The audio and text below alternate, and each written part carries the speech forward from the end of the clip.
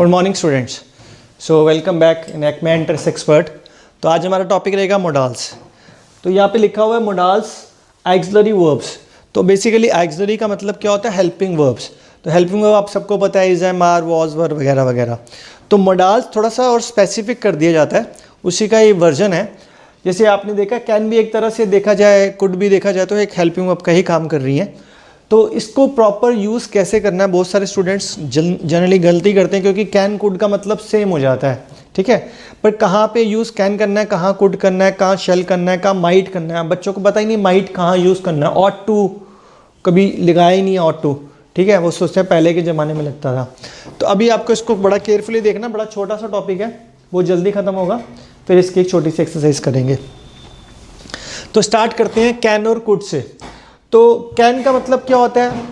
सकना या सकता, ठीक है। I can do this work, I can do that work. तो जो भी काम हम कर सकते हैं तो कैन लगाते हैं। तो कुड का मतलब क्या होता है? वही सेम मतलब है। फ़र्क क्या है? कुड पास्ट टेंस में बन जाता है और कैन प्रेजेंट टेंस में बन जाता है। और भी रूल्स हैं। Rule number 1, can is use to denote power, ability, capacity. Could is use to denote past ability, power and capacity. जैसे कि he can lift the box, यानी कि वो उठा सकता है, ठीक है। I could not come yesterday, मैं नहीं आ सकता था, तो पास्ट टेंस की बात होगी है, ठीक है। या मैं इसको बोलूँ when I was young I could lift the box, तो मैं जब यंग था तब उठा सकता था, तब कुड लग जाएगा। उठा सकता हूँ तो कैन लग गया। तो रूल नंबर 1 था can is use to give the permission, you can go now. तो I am giving you the permission, you can leave the premises like this, ठीक है। तो कैन के उसके लिए भी लगता है। आगे चलते हैं। Rule number 3, can is use to donate theoretical possibility, everyone can make a mistake. तो ये थियोरिटिकल पॉसिबिलिटी है कि हम बोलते हैं हर कोई मिस्टेक करता है या हर कोई मिस्टेक कर सकता है, तो जनरली में परमिशन उसके लिए आ सकता है, मिस्टेक के लिए। Could is use to donate remote possibility. Basically might और मे में भी यही चीज़ होती है, थोड़ा सा आगे बताऊंगा। There could be a bomb under your seat, remote possibility है, तो है नहीं ऐसी कुछ भी हवा में, ठीक है। तो वो रिमोट पॉसिबिलिटी को लेके चल रहे हैं। Can is use in informal questions where could is use for formal questions. Can I take your scooter, formal, informal, ठीक है। कैन जो लग रहा है informal. Could I talk to mister Shukla, तो ये बन गया फॉर्मल, मतलब तरीके से पहले पूछा जा रहा है, ठीक है। डू नॉट यूज कैन और could with able to as both denotes the ability. तो इसके बाद कभी भी हमारे को एबल टू लग रहा हो तो इनका यूज़ नहीं करना, क्योंकि मतलब ही दोनों का एबल टू है, तो बात गड़बड़ी हो जाएगी। जैसे हम बोलते हैं रिटर्न के बाद बैक यूज़ नहीं करना, एंटर के बाद इनटू यूज़ नहीं करना, ठीक है। इस तरह ये यूज़ नहीं करना। Rule number 6,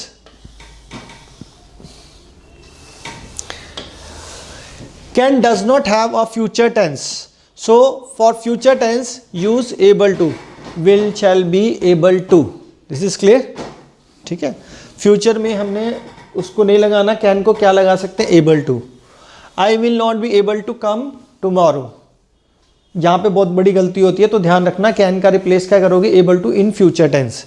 the government will be able to complete this project by next year, ठीक है।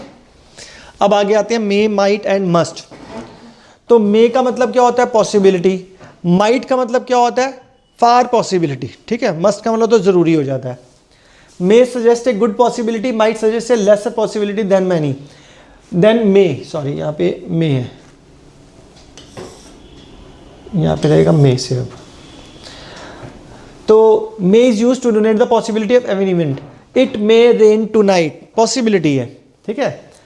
यहाँ पे आया in optative sentence may is use to denote will, may you live long. In optative sentence may is use to donate the will, मतलब मेरी इच्छा के लिए जो हम लगा सकते हैं, हम मे का इस्तेमाल कर सकते हैं, ठीक है।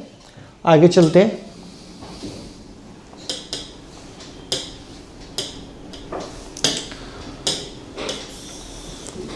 Rule number 3, if the principal clause in the present tense. ये मैंने आपको टेंसेस कराते हुए बताया था, दो तरह की मेन क्लॉजेज याद करनी पड़ेंगी। एक तो क्या थी? प्रिंसिपल, और एक था सबऑर्डिनेट। प्रिंसिपल वो था जो मेन होता है, और सबऑर्डिनेट जो होता है उसके ऊपर डिपेंडेंट होता है। In the principal clause if is in the present tense, the subordinate clause is starting with that, so that, in order that, and is representing a purpose then we use may in the subordinate clause. जैसे that लगा तो may लगा दिया, we eat so that we may live, तो ये combination बना सकते हैं। लेस पॉसिबिलिटी के लिए might, he might the pass the examination but seeing his intelligence I do not have much hope.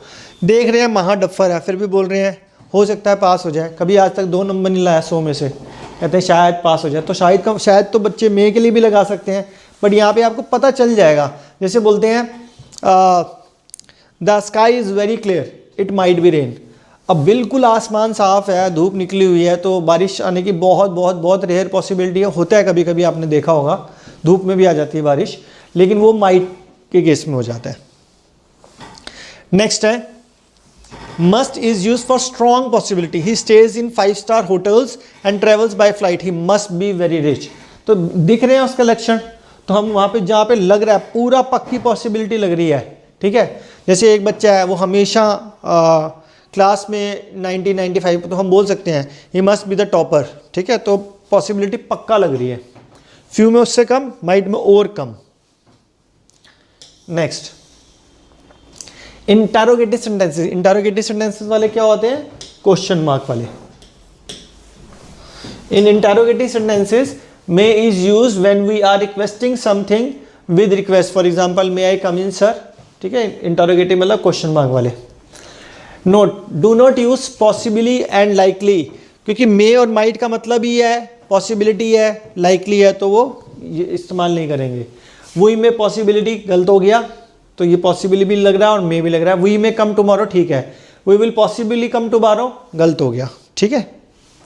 O sorry, ये ठीक है, इसमें मे नहीं लगा हुआ, अगर मे लग जाता तो वो गलत हो जाता। शैल और विल, शैल और विल का मैंने आपको टेंसेस में रूल बताया था। आई और वी के साथ क्या लगता है? शैल। वी किस किस के साथ लगता है? ही के साथ, शी के साथ, इट के साथ, यू के साथ, दे के साथ और प्लूरल नाउन के साथ। तो shall is used to denote the action taking place in future with the subjects of first person, that is I and we, ये भी बताया था। and will is used with the rest of the subjects। तो अब इसको थोड़ा सा और आसान शब्दों में लिख देते हैं। shall लग रहा था,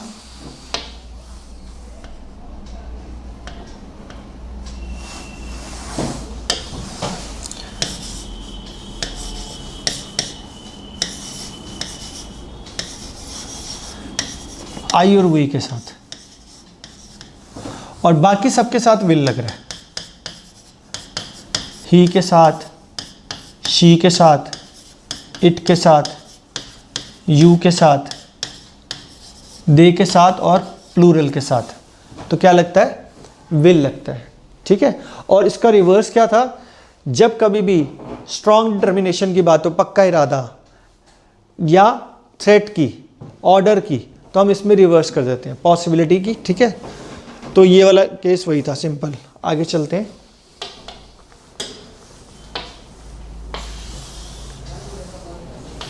ये लिखा हुआ कमांड, प्रॉमिस, थ्रेट, डिटर्मिनेशन और कंपल्शन में हम उल्टा यूज कर देते हैं। जहां पे शैल लगना है वहां पे विल, और जहां विल लगना है, विल सबके साथ लगना था, तो वहां पे शैल, ठीक है। कोई doubt?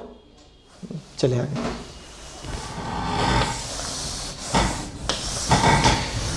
Rule number 2. In the question tags of imperative sentences starting with let us, let's, shall is used. Let us dance together. तो जो हमारा क्वेश्चन टैग है, क्वेश्चन टैग इस तरह की सेंटेंसेस होती हैं, ठीक है। तो उस केस में हम क्या यूज करते हैं? let us और let's के लिए हम shall का इस्तेमाल करेंगे। नेक्स्ट है interrogative sentences expressing suggestions, shall is used. shall we talk to the management, तो सजेशन के लिए हम shall का इस्तेमाल करेंगे। मतलब क्या हुआ? मतलब होना चाहिए। तो शुड के लिए भी वही आ जाता है, शैल के लिए भी वही आ जाता है। शुड और ऑट टू में भी सिमिलर हो जाता है काफ़ी कुछ, वो बताऊंगा आपको।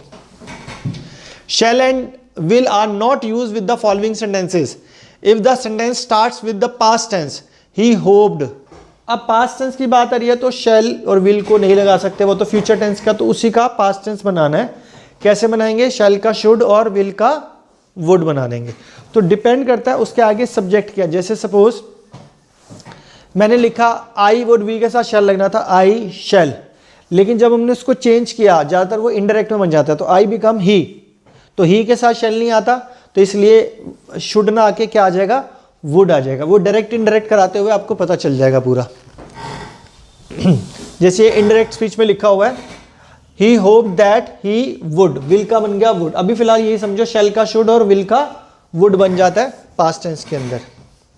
He said that he was coming, जिस तरह से यहाँ पे बना हुआ है। Next, if two future actions, ये भी हमने बताया था आपको टेंसेस के अंदर जहां पे पॉसिबिलिटी की बात होती है, मैंने बताया था इफ लगाओ, वेदर लगाओ, तो वहां पे अपने आप में फ्यूचर नहीं लगाना, यानी कि शैल और विल का रूल नहीं लगेगा। अगली वाली क्लॉज में शैल और विल लगेगा। If I come I will meet you, ठीक है, पॉसिबिलिटी की बात हो जाती है। दो क्लॉजेज हैं जहां पे इफ वाली क्लॉज होगी वहां पे फ्यूचर टेंस नहीं लगेगा, यानी कि शैल और विल नहीं लगेगा। Simple future tense is not used after the following mentioned word, simple present tense is used. If, फिर दोबारा वही वाली बात हो गया, इफ लग रहा है, as soon as, in case, provided, unless, until, before, after, when. तो इसमें हमने क्या करना है अभी बताया था, सिंपल प्रेजेंट टेंस यूज करना है। ऊपर था ना सिंपल, इसको बोलते हैं सिर्फ पॉसिबिलिटी चल रही है, ठीक है, पॉसिबिलिटी अगर ऐसा हुआ तो इसको अगर हम क्लॉज का नाम दे तो बोलते हैं conditional clause, conditional clause. Next आ रहा है वुड।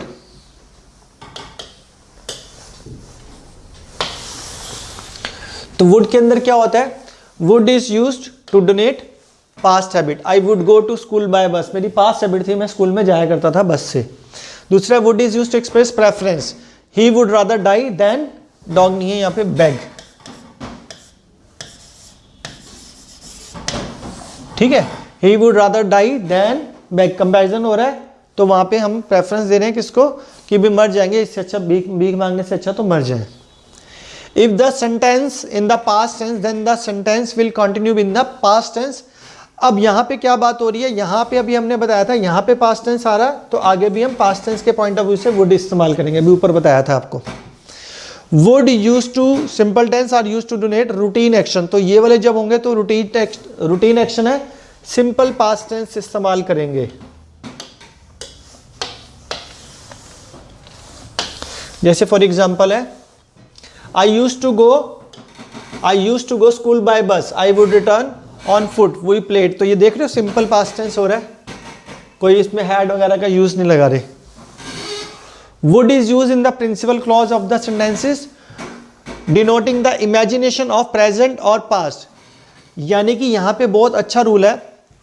पहली तो मैंने ये भी टेंस में बताया था, अगर कोई कंडीशनल क्लॉज है लाइक इफ, और वो जो पॉसिबिलिटी नहीं है, जैसे if I were the president of the country, होता, अभी हूं नहीं, if I were A bird, तो इस केस में हम वुड का इस्तेमाल कर सकते हैं।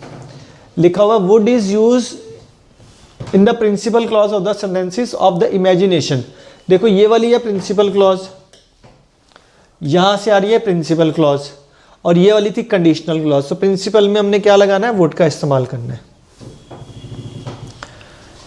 ठीक है। If the sentence is related to imagination then were, ये भी मैंने बताया, I wish I were A bird, तो इसमें तो सिंपल, वो तो क्लॉजेस की बात हो रही थी इसलिए लगाया। Was is not use in the following sentences as they are related to imagination. I wish, as though, if, as if, would, that, suppose, तो इनके अंदर हम वॉज का इस्तेमाल नहीं करेंगे क्योंकि पहले ये इमेजिनेशन की बात हो रही है। Next, rule number 6, would is use as the past form. अभी कई बार रूल आ गया, डिस्कस हो गया। विल का पास्ट टेंस वुड, शैल का पास्ट टेंस शुड, तो पास्ट टेंस में हमने क्या लगाना है, विल का वुड। तो ज़्यादातर ये भी मैंने बताया था, डायरेक्ट से इनडायरेक्ट बनाते वक्त हम ये करते हैं, जैसे कि ही विल गो देयर, अगर यहाँ पे होता ना आई सेड, तो ही तो थर्ड पर्सन था, ही का ही रहता फिलहाल, लेकिन अगर यहाँ पे हो जाता आई, तो first person change into subject, subject हो जाता ही, तो वापिस आ जाता ही। फिलहाल इसको नहीं समझते, डायरेक्ट इनडायरेक्ट में करेंगे। अभी आपको ये समझना है, डायरेक्ट से इनडायरेक्ट बनाते हैं, विल का वुड हो जाएगा या शैल का शुड हो जाएगा, और बारीकी में होगा तो वो डायरेक्ट इनडायरेक्ट में हो जाएगा। इंटरोगेटिव सेंटेंसेस में would is used to make a polite request, would you do me a favour, can you do me a favour, past tense के ऊपर आ रही है तो इंटरोगेटिव में भी आ सकता है। Would is used to donate the probability, he would be sleeping. Probability का मतलब होता है हम इमेजिन करके चल रहे हैं, ऐसा हो रहा होगा कि वो शायद सो रहा होगा। विश के लिए, I wish India become a developed country, मैं आशा करता हूँ कि इंडिया एक डेवलप कंट्री हो जाएगी। Next rule number 10, would like is use to express a wish. I would like to talk, wish है मेरी इच्छा है तो मैं उससे बात करना चाहता हूँ। Next should, use in case of suggestion, you should study English, suggestion दे रहा हूँ। जैसे हम बोलते हैं अभी इंग्लिश पढ़नी चाहिए तो शुड, चाहिए के लिए मैंने बताया था ना। Should is also use to give advice, you should not laugh at his mistake, should is use for at lest, ये बहुत इंपॉर्टेंट रूल है। जब कभी भी लेस्ट आएगा उसके बाद शुड आएगा, ऐसा ना हो कि मतलब निकल जाएगा। He run fast lest he should miss the train, यहाँ पे ब्लैंक। ही रैन फास्ट, उसको तेज भागना पड़ेगा, अदरवाइज ऐसा ना हो कि उसकी ट्रेन मिस हो जाए। ठीक है, तो लेस्ट के साथ कॉम्बिनेशन बनता है शुड का, लेस्ट और शुड। जहां लेस्ट आएगा वहां पे शुड आएगा ही आएगा। Next,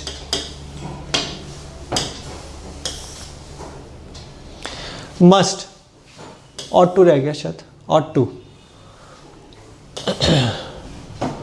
simple present tense can be use with the lest, इसमें हमने बता दिया था। सिंपल प्रेजेंट में भी लग सकते हैं, take care lest you fall, simple. ठीक है, अब क्या बोल रहे हैं, ऑट टू। ऑट टू एक ही रूल है, ऑट टू का मतलब और शुड का मतलब दोनों का मतलब होता है चाहिए, लेकिन जहाँ पे मॉरल ऑब्लिगेशन है, ड्यूटी किया, वी ऑट टू लव, ये मॉरल ऑब्लिगेशन है, कोई जबरदस्ती नहीं है, तो वह ऑट टू लगा लेते हैं। We ought to respect over elders, ये भी मॉरल ड्यूटी है ना, तो शुड को अवॉइड करके क्या लगा दो, ऑट टू लगा दो। ठीक है, वी शुड गो देयर, इसमें कोई मॉरल ड्यूटी नहीं आ रही तो वहाँ पे शुड लगा दो। मस्ट का मतलब तो मैंने अभी बताया था, ऊपर भी बताया था कि जहाँ पे एसेंशियल है पूरा या पक्का है वहाँ पे लगा सकते हैं। Must is use to donate the compulsion, candidate must write in ink, मतलब उसको लिखना पड़ेगा उसको। आगे है must is use to denote fix determination, पक्का, India must win the world cup, पक्के की बात हो रही है। Must is use to denote duty, a soldier must fight, कई बार यहाँ पे मे लिखा आता है, अ सोल्जर में फाइट, अरे मे लिख दोगे, उसने लड़ाई नहीं लड़ी, पैसे उसको मुफ्त के मिल रहे हैं, सरकार कहेगी नौकरी से बाहर, तो भैया जो चीज़ आपकी ड्यूटी है उसको ऊपर मे नहीं लगा सकते या शुड नहीं लगा सकते। यहाँ पे बहुत बार पेपर में ये गलती आ चुकी है, सोल्जर में फाइट, शुड फाइट, अरे कॉमन सेंस लगाओ, सोल्जर लड़ने के लिए गया, ठीक है ना, उसको बोले मेरा लड़ने का मन नहीं कर रहा तो वो घर बैठ, तो वहाँ पे मस्ट लगाना है। यूज टू भी ऊपर हो गया था, हमारा पास्ट हैबिट के लिए आता है। He use to study till, उसकी आदत थी 10 बजे तक पढ़ने की। फिर use to uses to is not use to the present routine action, तो हम वो नहीं लगाते प्रेजेंट में, हम क्या लगाते हैं, यूज टू ही लगाते हैं रूटीन एक्शन के लिए। For example, he uses to study till 10 PM and then goes to bed, wrong हो गया। ही स्टडीज, तो हमने सिंपल प्रेजेंट लगाना है। ठीक है, वही आगे लिखा हुआ है प्रेजेंट टेंस में भी, प्रेजेंट कॉन्टिन्यूस का लिखा हुआ है। I am use to getting up late in the morning. ठीक है, तो इस तरह से स्ट्रक्चर भी बना सकते हैं। Next, to is use after many verbs, adjective phrases, we do not use verb first form after to, rather we use verb first form plus ING। ठीक है, जैसे अभी हमने लगाया यहाँ पर, अभी use to, accustom to, averse to, dislike होता है अवर्स का मतलब with a view to, with a view to, ये अलग अलग वर्ड्स हैं। Addicted to, denoted to, in addition to, look forward to, ये सारे वर्ड्स को देखते हैं आगे क्या करना है इसका। तो यहाँ पे एग्जाम्पल में लिखे हुए थे, इसके ऊपर ये रूल लिखा हुआ है आपका, टू के साथ में हम क्या लगाएंगे, ING लगा सकते हैं। For example, he is addicted to smoking. ठीक है, ये सारे वर्ड्स से, looking forward to meeting, driving on the right when he was London, used to driving. ठीक है, डेयर और नीड, ये जो सिंपल मतलब जो होते हैं वही मतलब से इनका रूल बन जाता है। डेयर का मतलब क्या होता है, हिम्मत, और नीड का मतलब क्या होता है, ज़रूरत, तो उसी से रिलेटेड सारे रूल्स निकल जाएंगे। Dare donates the courage to do something and need donates the requirements of something. Dare and need can be used as main verb. For example, he needs me, simple main word में आ रहा है। She does not dare to go, main verb में आ रहा है। You need not, सिर्फ मतलब निकल रहे हैं और कोई रूल नहीं आ रहा, सिर्फ मतलब निकल रहे हैं। Need and dare when used as modal can not be used in positive sentences. जब मोडाल्स में होते हैं तो ये क्या बनेंगे, if dare and need are to be used in positive sentences then to plus verb की फर्स्ट फॉर्म इज यूज्ड। अब पॉजिटिव में आएंगे तो टू के बाद वर्ब की फर्स्ट फॉर्म लगा देंगे। He needs to work hard, he will not dare to come here. अगला, if need and dare for helping verb in negative sentences then to is not used after need, तो इनके बाद to नहीं लगाएंगे। He need not come tomorrow, he dare not. ठीक है, तो छोटी छोटी गलतियाँ होती है, कई बार फिल इन द ब्लैंक्स में आती है, कई बार एरर्स में आती हैं। अगला, look at the use of modals in perfect tenses. तो subject plus modal plus have plus verb की फर्स्ट फॉर्म प्लस ऑब्जेक्ट। तो जब भी मोडाल आ जाएगा ना, तो हमारे को उसके बाद मोडाल के बाद वर्ब की फर्स्ट फॉर्म लगानी होती है। At times when use modal plus have third form, for example should have come, could have gone, इस तरह से जो है ये वाले एग्जांपल्स हैं, इसमें थर्ड फॉर्म आ जाएगी।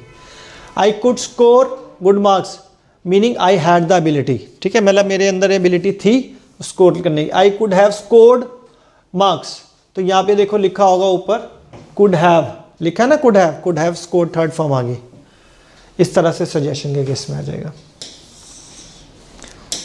नीचे हमारी एक्सरसाइज शुरू हो जाती है। ठीक है, तो फर्स्ट ऑफ ऑल एक बार आपको इनको रूल्स को बहुत थॉरोली पढ़ना, 2-3 बार पढ़ोगे, उसके बाद ये वाली एक्सरसाइज करेंगे। ठीक है, थैंक यू।